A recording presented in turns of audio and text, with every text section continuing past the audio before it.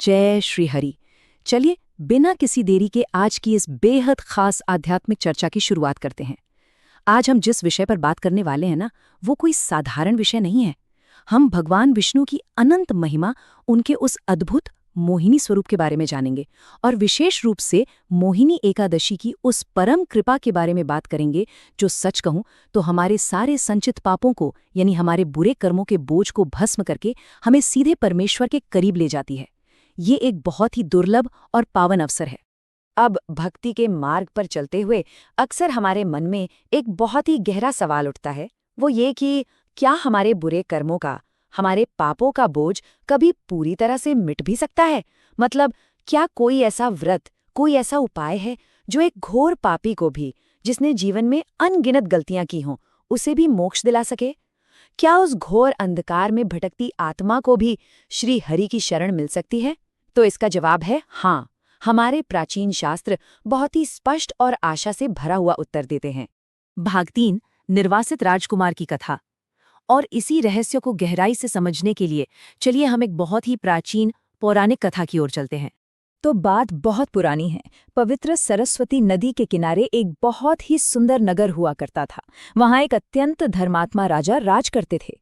लेकिन दुख की बात ये थी कि उनका एक पुत्र था जो पूरी तरह से अवगुणों और पापों में डूबा हुआ था। सोचिए, राजमहल की इतनी सुख सुविधाओं के बीच रहकर भी वो राजकुमार जुए और बुरी संगति की वजह से पतन की गहरी खाई में गिरता चला गया। अंततः हार मानकर उस धर्मपरायण राजा को उसे अपने ही राज्य से निर्वासित करना पड़ा। अब जो राजकुमार कभी महलों में रेशम के बिस्तरों पर सोता था, वो जंगलों में भूखा प्यासा दर दर भटक रहा था। बिल्कुल रसातल में पहुंच चुका था वो। लेकिन कहते हैं ना, जब सब दरवाजे बंद हो जाते हैं तब भगवान एक खिड़की खोल देते हैं। उसके उस घोर अंधकार में जीवन में एक बहुत बड़ा मोड़ आया, जब वो महान ऋषि विश्वामित्र के आश्रम पहुंचा। उस टूटे हुए निराश राजकुमार ने जब रोते हुए ऋषि से मुक्ति का मार्ग पूछा, तो ऋषि ने पूरी करुणा के साथ उसे वैशाख महीने के शुक्ल पक्ष की एकादशी का व्रत करने को कहा। और सच मानिए, जैसे ही उस राजकुमार ने पूरी सच्ची श्रद्धा के साथ वो व्रत किया, पल भर में, जी हाँ, क्षण भर में उसके सारे पाप नष्ट हो गए और अंत में उसे भगवान विष्णु का परम धाम प्राप्त हुआ। भाग 4, मोहिनी एकादशी की महिमा। तो यहाँ से हमें समझ आती है मोहिनी एकादशी की असली शक्ति। चलिए देखते हैं कि पापों से मुक्ति दिलाने वाला ये दैवीय मार्ग आखिर कितना महान है।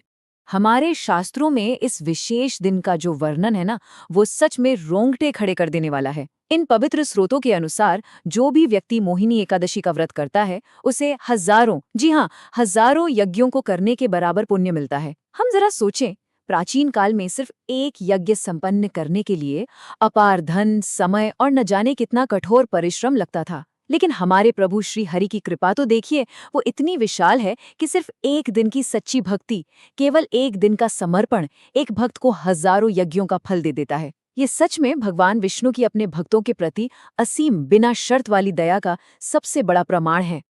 और इसके प्रभाव सिर्फ परलोक तक सीमित नहीं है। ये दैवीय व्रत हमारे आज के इस सांसारिक जीवन को भी भीतर से पूरी तरह हील करता है, बिल्कुल वैसे ही जैसे उस राजकुमार को अपने गहरे व्यसनों से मुक्ति मिल गई थी। ये व्रत हमारी आत्मा को उन पुरानी गलत आदतों की जंजीरों से आजाद करता है। ये हमारे उस अशांत और भटकते हुए मन को एक बहुत ही गहरी शांति देता है। और जब मन इस तरह से पूरी तरह श्री हरि के चरण कमलों में लग जाता है ना, तो स्वाभाविक रूप से हमारी आध्यात्मिक शक्ति कई गुना बढ़ जाती है। और एक बात तो तय है, जहां नारायण की कृपा होगी, वहां माता लक्ष्मी का वास तो होगा ही, यानी जीवन में सुख और समृद्धि अपने आप खींची चली आती है। भाग 5, व्रत की संपूर्ण विधि।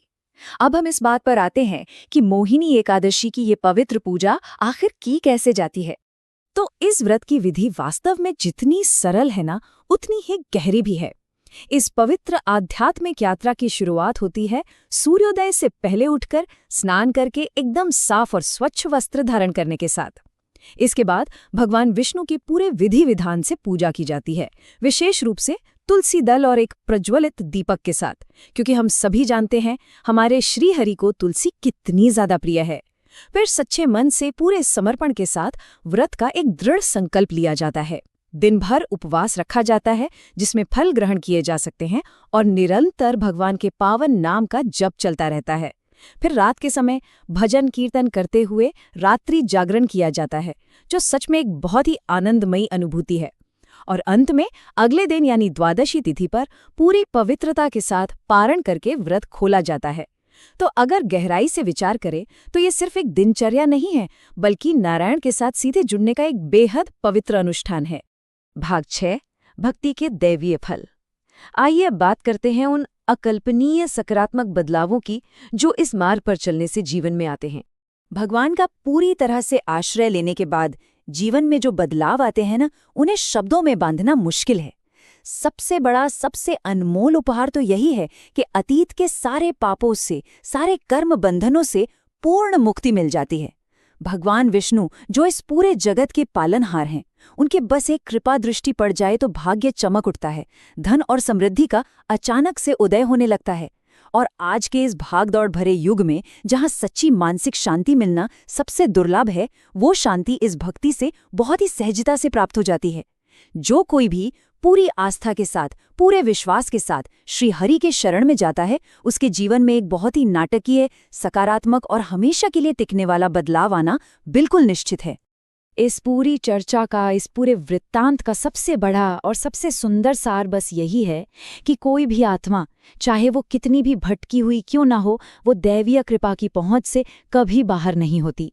अतीत चाहे कितना भी अंधकार में, कितना भी बुरा क्यों ना रहा हो, भगवान विष्णु की करुणा की, उनकी दया की सच में कोई सीमा नहीं है। उस निर्वासित राजकुमार की कथा महज एक कहानी नहीं है, बल्कि हम सब के लिए एक शाश्वत आश्वासन है, एक गारंटी है कि परमात्मा की बाहें अपने बच्चों के लिए हमेशा खुली रहती हैं। बस जरूरत है तो एक सच्चे संकल्प की। तो अंत में एक बहुत ही गहरे विचार के साथ इस चर्चा को यहीं विराम देते हैं। अगर केवल एक दिन की सच्ची भक्ति हमारे जीवन के सबसे गहरे अंधकार को हमेशा के लिए मिटा सकती है, तो क्या हम सब उस दैवीय कृपा को महसूस करने के लिए अपना वो पहला कदम बढ़ाने को तैयार हैं?